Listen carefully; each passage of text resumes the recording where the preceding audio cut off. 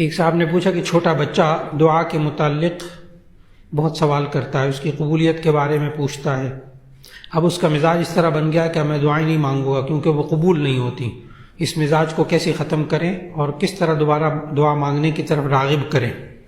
یعنی خلاصہ یہ ہے کہ بیٹا ہے، وہ کہتے ہیں دعا مانگتا تھا وہ پوری نہیں ہوتی تھی، تو وہ کہنے لگا بس اب کیا مانگوں، میں مانگتا ہی نہیں ہوں، میری دعائیں پوری نہیں ہوتی، قبول ہی نہیں ہوتی. یہ بڑا مسئلہ ہے. نبی کریم صلی اللہ علیہ وسلم نے سمجھایا کہ دعائیں مانگنے کے بعد یہ بھی نہیں کہنا چاہیے میری دعا قبول نہیں ہوتی. فرمایا نبی صلی اللہ علیہ وسلم، بہت سے لوگ نا جلد بازی میں اپنی دعاؤں کو ضائع کر دیتے. صحابہ نے پوچھا جلد بازی کیا ہے؟ نبی صلی اللہ علیہ وسلم نے فرمایا کہ دعائیں مانگتے ہیں پھر فوراً کہنے لگتے ہیں ہماری دعائیں قبول نہیں ہوتی. چلو وہ دعائیں مانگی تھی وہ ضائع ہو گئی. نبی صلی اللہ علیہ وسلم نے فرمایا. اب یہاں بندہ الجھتا ہے کہ جی ہم دعائیں مانگتے ہیں ہماری دعائیں قبول نہیں ہوتی، صاف بات ہے بہت ساری دعائیں مانگی نہیں قبول ہوئی، تو ہم یہ بھی نہیں کہہ سکتے کہ ہماری دعائیں قبول نہیں ہوئی. بڑا ٹیڑھا مسئلہ ہے. اس کا جواب اچھی طرح یاد رکھ لیجیے گا کہ جی ہاں دعائیں قبول ہوتی ہوئی آپ کو نظر نہ آئیں پھر بھی نہیں کہنا میری دعائیں قبول نہیں ہوتی. کیوں؟ اس لیے کہ دعاؤں کی قبولیت کی 4 صورتیں ہیں. نمبر 1، دو بندہ دو دعا مانگے وہی مل جائے. اب یہ آج نوجوان نسل کو سمجھانے کی بڑی ضرورت ہے. اچھا یہ ہمارے بچے بچیاں نوجوان ہیں دعائیں مانگتے رہتے پھر تھک جاتے ہیں، کہتے پوری تو ہوتی نہیں، فائدہ کیا مانگنے کا. ان کے ذہن میں دعا کا کانسیپٹ کلیئر نہیں ہوتا، قبولیت کا کانسیپٹ بھی کلیئر نہیں ہوتا، دین نہیں پہنچا ان تک. تو دعا کی قبول ہونے کی 4 صورتیں.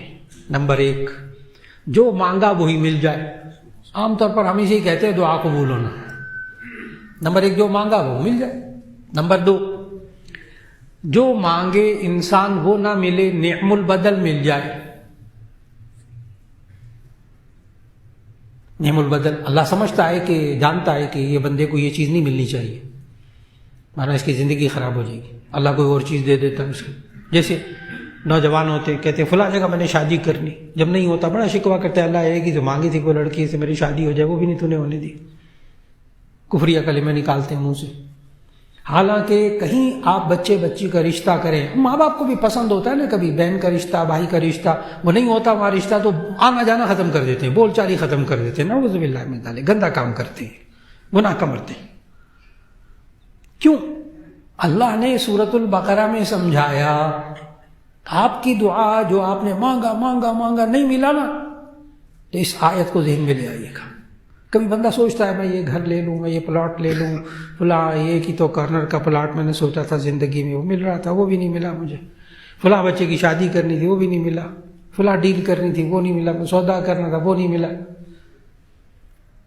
ایک آیت ذہن میں رکھیے گا، جب وہی چیز ملتی ہوئی نظر نہ آئے تو اللہ نے قرآن مجید میں کہا عسیٰ ان تکرہوا شیئا وہو خیر لکم وعسیٰ ان تحبوا شیئا وہو شر لکم واللہ یعلم وانتم لا تعلمون. ترجمہ کروں گا تو ذہن واضح ہوگا. عسیٰ ان تکرہوا شیئا وہو خیر لکم، ہو سکتا ہے آپ کسی چیز کو ناپسند کرتے ہوں اور وہ آپ کے لیے خیر ہو. وعسیٰ ان تحبوا شیئا، اور ہو سکتا ہے آپ کسی چیز کو پسند کرتے ہوں وہو شر لکم، وہ آپ کے لیے بری ہو. واللہ یعلم وانتم لا تعلمون، اللہ جانتا ہے تم نہیں جانتے. اللہ وہ چیز نہیں دیتا، اللہ کو پتہ ہے یہ اس کے لیے بہتر نہیں ہے. جیسے کئی دفعہ ہوتا ہے ہم رشتہ لے کر جاتے ہیں ایک جگہ، وہاں رشتہ نہیں ہوتا، بڑا زور لگا ہے نہیں ہوا رشتہ، بچہ بھی بیچارہ بچی بھی نا امید ہو کے بیٹھ گئے. بعد میں کہیں اور شادی ہو گئی. جب شادی ہو گئی پھر وہ لڑکی یا لڑکے کے حالات سامنے آتے ہیں کچھ پیچیدہ قسم کے، پتہ کیا کہتے ہیں؟ شکر ہے وہاں ہمارا رشتہ نہیں ہوا تھا، شکر ہے وہاں ہمارا رشتہ نہیں ہوا تھا، وہ لڑکا ہی ایسا نکلا. اب شکر کرتے ہیں، اس وقت نہیں سمجھ میں آیا جب اللہ نے ہونے نہیں دیا تھا. کئی دفعہ ایسا ہوتا ہے بندہ پلاٹ لینے کی کوشش کرتا نا، میں پلاٹ لے لوں گی، بہت کوشش سب کچھ کرتا نہیں ملتا، مایوس ہو جاتا کہ اللہ یہ جو چیز مانگی تھی تھوڑا گھر بنا لیتا. بعد میں جب چند سال گزرتے ہیں پتہ چلتا ہے کہ وہ اس میں تو بڑا غبن تھا، کئی رجسٹریاں ہوئی ہوئی تھی اس پلاٹ کی. تو بندہ پتہ ہے کیا کہتا ہے؟ بس اللہ نے مجھے بچا لیا، وہ ورنہ پلاٹ لیتا نا میرا سارا پیسہ ڈوب جاتا. اب عقل آئی ہے اس کو. عسیٰ ان تکرہوا شیئا وہو خیر لکم وَعَسَىٰ أَن تُحِبُّوا شَيْئًا وَهُوَ شَرٌّ لَكُمْ، ہو سکتا ہے آپ کسی چیز کو ناپسند کرتے ہیں اور وہ آپ کے لیے اس میں خیر ہو سکتا ہے آپ کسی چیز کو پسند کرتے ہیں اور آپ کے لیے بری ہو، وَاللَّهُ يَعْلَمُ وَأَنْتُمْ لَا تَعْلَمُونَ، اللہ جانتا ہے آپ نہیں جانتے. اس لیے بچوں کو یہ چیز سمجھائیں. تو ایک دعا ابھی میں نے 4 چیزیں پوری کرنی. نمبر 1 جو مانگیں وہی مل جائے. نمبر 2 جو مانگیں وہ نہ ملے اللہ اس کا نعم البدل متبادل دے دے. ویڈیو نہ بنائیے بھائی، مسجد کے اندر نہیں.